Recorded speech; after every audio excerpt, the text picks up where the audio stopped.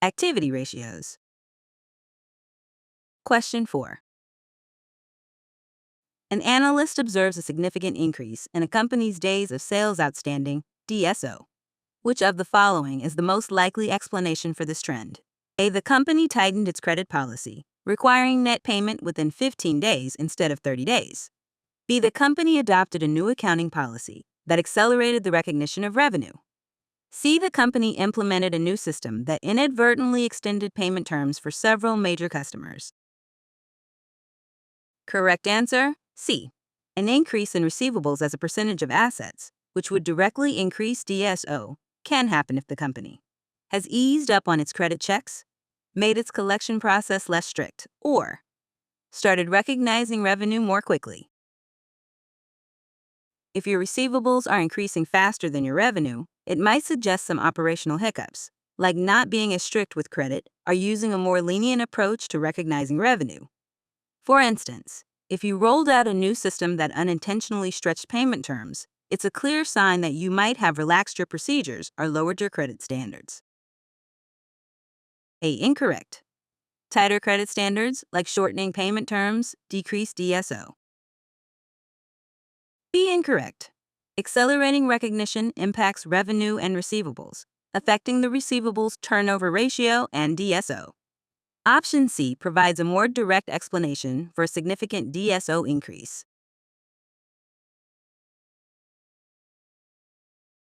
Question 3. An analyst observes a significant decrease in a company's number of days of payables. Which of the following is the most likely explanation for this trend? A. The company renegotiated its supplier contracts to take advantage of more lenient payment terms. B. The company's suppliers began offering a substantial discount for early payment, which the company decided to utilize. C. The company experienced a temporary cash shortage, causing it to delay payments to its suppliers beyond the typical due date.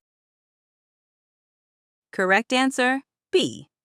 The days payable ratio is like a snapshot of how long a company hangs onto its money before sending it to suppliers. Think of it as the average waiting time for a company to settle its bills. If days payable goes down, it's a sign that the company's paying its suppliers quicker. The payables turnover ratio tells us how many times a year the company can pay off all its creditors. Basically, the higher the turnover ratio, the shorter the days payable. The company's suppliers started giving a big discount for paying early, and the company decided to use it. When a company takes advantage of early payment discounts, it can end up with a high payables turnover ratio, meaning they pay off their bills quickly. By paying earlier to get the discount, the company cuts down on the number of days their bills are outstanding, which means they have fewer days of payables. This is a good thing and shows a positive trend. A. Incorrect. Lenient payment terms would increase days of payables, contradicting the observed trend. C. Incorrect. Delaying payments to suppliers would increase the average number of days to pay, resulting in a low payables turnover ratio, indicating potential liquidity or solvency issues.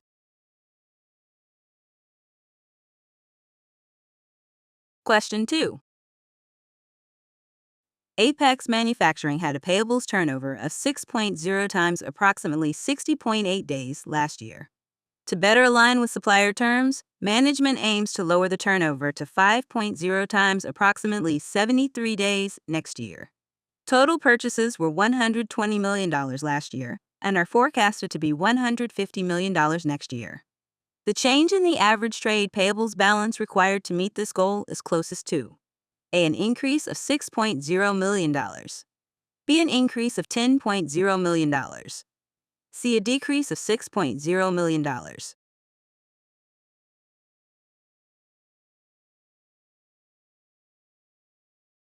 Question 1.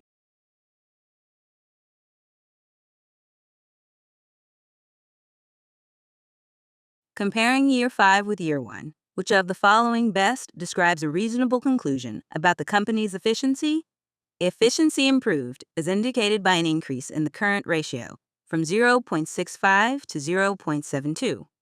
B. Efficiency deteriorated because the growth in total assets outpaced the growth in revenue. C. Efficiency improved as indicated by an increase in the total asset turnover ratio from 0.81 to 0.82. Correct answer, B. To really get a feel for how well a company is running, we can look at activity ratios. These ratios tell us how smartly a company is using its resources to make money. Total asset turnover equals revenue divided by average total assets. Think of it this way. The higher the ratio, the more revenue the company makes for every dollar of assets it has. That's a good sign that things are running smoothly. Let's break it down. For year 1, the average assets were calculated as 4,800 plus 8,100 divided by 2, which equals $6,450 million. The total asset turnover was 6,700 divided by 6,450, resulting in 1.039. Now, for year 5, the average assets were 14,900 plus 15,600 divided by 2, which is $15,250 million. The total asset turnover was 12,500 divided by 15,250, giving us 0.82. The ratio went down by 0.219, indicating that the company made less money for every dollar of assets in year 5 compared to year 1. This suggests that the company's efficiency wasn't as good as it used to be. When the total asset turnover decreases, it usually means that the company's assets grew faster than its revenue. Asset growth, year 1 to year 5. Our assets went from 8,100 million to 15,600 million.